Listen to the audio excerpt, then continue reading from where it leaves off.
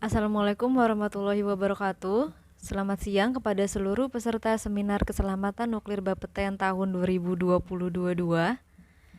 Perkenalkan, nama saya Rini dari BRIN. Pada kesempatan kali ini saya akan mempresentasikan makalah kami yang berjudul Kajian Dosis Efektif Pekerja Radiasi Berdasarkan Profesi di Rumah Sakit.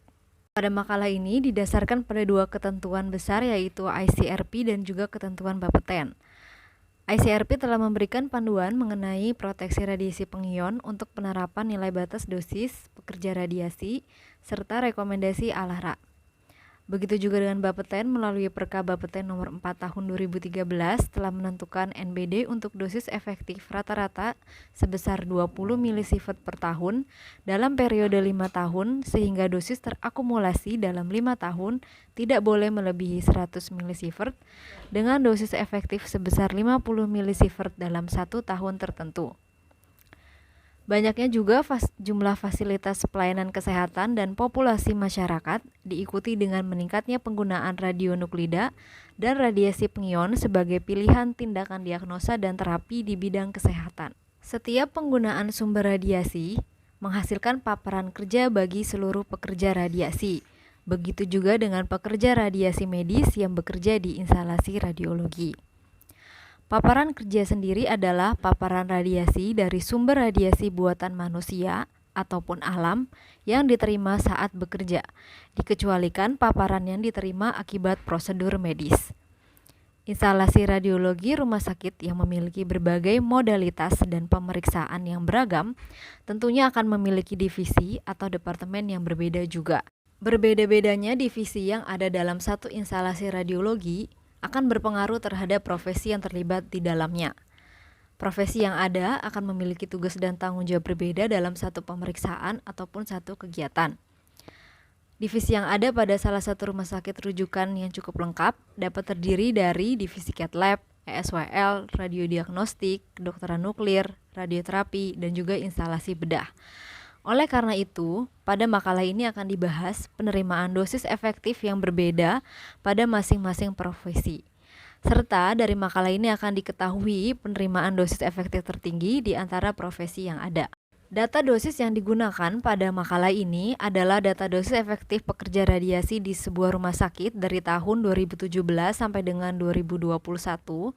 Karena itu didapatkan data dosis selama 5 tahun terakhir dari pekerja radiasi. Kemudian rumah sakit yang digunakan untuk rumah sakit pada data kali ini adalah rumah sakit rujukan, sehingga memiliki divisi yang lengkap dengan beragam profesi yang ada. Serta dosis dari masing-masing pegawai pada rumah sakit ini cukup lengkap sehingga mudah ditelusuri dan konsisten.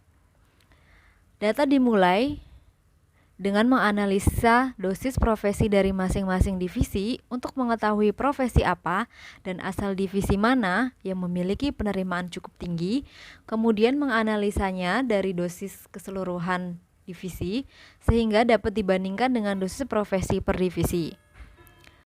Data pertama yang akan dibahas merupakan data dari divisi cath lab. Terlihat pada gambar, terdapat 3 profesi, yaitu dokter, radiografer, dan perawat. Rata-rata untuk dokter sebesar 0,18 milisievert, kemudian radiografer 0,15 milisievert, serta perawat 0,19 milisievert. Terlihat pada gambar, penerimaan dari tahun ke tahunnya mulai dari tahun 2017 sampai dengan 2021 untuk perawat selalu lebih tinggi daripada profesi yang lain. Kemudian pada gambar berikutnya menunjukkan dosis efektif untuk divisi ESWL. Profesi yang ada juga masih sama, yaitu dokter, radiografer, dan perawat. Rata-rata untuk dokter sebesar 0,14 milisievert, radiografer 0,13 milisievert, dan perawat 0,16 milisievert.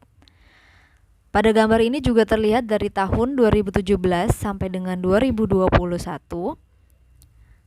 penerimaan dosis untuk perawat dapat dianggap cukup lebih tinggi dibandingkan profesi yang lainnya, meskipun ada beberapa tahun, yaitu dari tahun 2017 sampai dengan 2019, tidak terlalu berbeda jauh dengan dosis dari radiografer ataupun dokter. Berikutnya adalah dosis untuk divisi instalasi bedah. Profesi yang ada juga masih sama, dokter, perawat, dan radiografer. Rata-rata dokter sebesar 0,25 milisievert, radiografer 0,03 milisievert, dan perawat 0,21 milisievert. Gambar untuk penerimaan dosis di divisi instalasi bedah ini dimulai dari tahun 2020 sampai 2021 karena pada tahun-tahun sebelumnya divisi ini belum ada dan masih bergabung dengan divisi Cath Lab dan juga ESWL.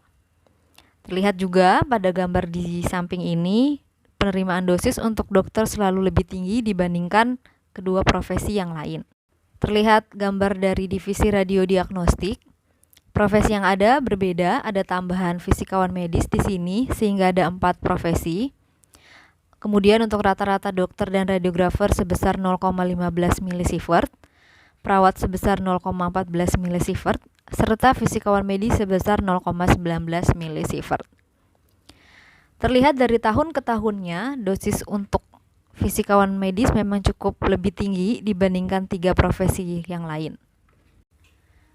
Divisi yang berikutnya merupakan divisi kedokteran nuklir. Yang berbeda adalah adanya profesi radiofarmasis. Kemudian rata-rata untuk dokter dan radiografer sebesar 0,20 milisievert, perawat sebesar 0,17 milisievert, serta radiofarmasis sebesar 0,24 milisievert. Pada gambar terlihat pada tahun 2020 profesi radiofarmasis menerima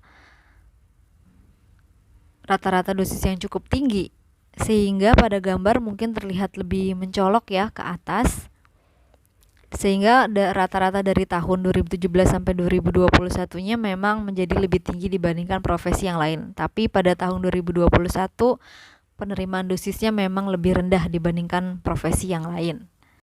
Berikutnya ada divisi radioterapi. Profesi yang ada 4, dokter, radiografer, perawat, dan juga fisikawan medis. Kemudian rata-rata untuk dokter sebesar 0,19 milisievert, radiografer sebesar 0,20 milisievert, perawat sebesar 0,22 milisievert, serta fisikawan medis sebesar 0,18 milisievert. Meskipun begitu, meskipun rata-rata dosis untuk perawat memang lebih tinggi, akan tetapi sebenarnya dari tahun ke tahun penerimaannya yang cukup tinggi adalah dosis untuk radiografer. Hanya saja karena pada tahun 2021 penerimaan dosis untuk radiografer cukup rendah, maka nilai rata-ratanya menjadi hampir tidak jauh berbeda dengan dokter.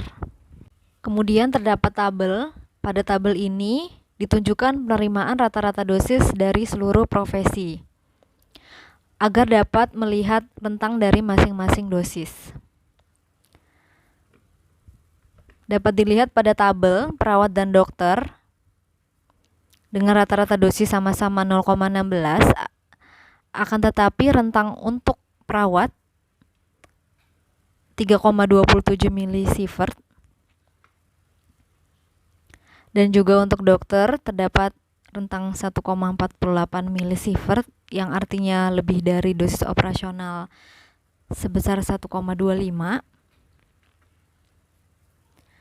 Kemudian perawat yang memiliki dosis 3,27 milisievert dan radiografer yang memiliki dosis 1,12 milisievert bekerja di divisi kedokteran nuklir, serta dokter yang memiliki dosis 1,48 milisievert bekerja di divisi radiodiagnostik.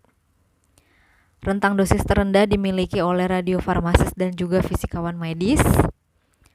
Dan dapat dikatakan juga dari tabel ini, mayoritas dari seluruh profesi memiliki dosis kurang dari dosis operasional, kurang dari 1,25. Kesimpulan dari makalah ini adalah terdapat 5 profesi aktif yang bekerja di seluruh divisi, yaitu dokter, radiografer, perawat, fisikawan medis, dan radiofarmasis. Rata-rata nilai dosis efektif untuk dokter adalah sebesar 0,16, radiografer 0,16, perawat 0,16, fisikawan medis 0,17, dan radiofarmasi sebesar 0,24 milisievert. Untuk rentang penerimaan nilai dosis efektif tertinggi didapatkan profesi perawat dan dokter dan mayoritas profesi yang merupakan pekerja radiasi medis di instalasi radiologi masih berada pada level operasional dan tidak perlu dilakukan investigasi.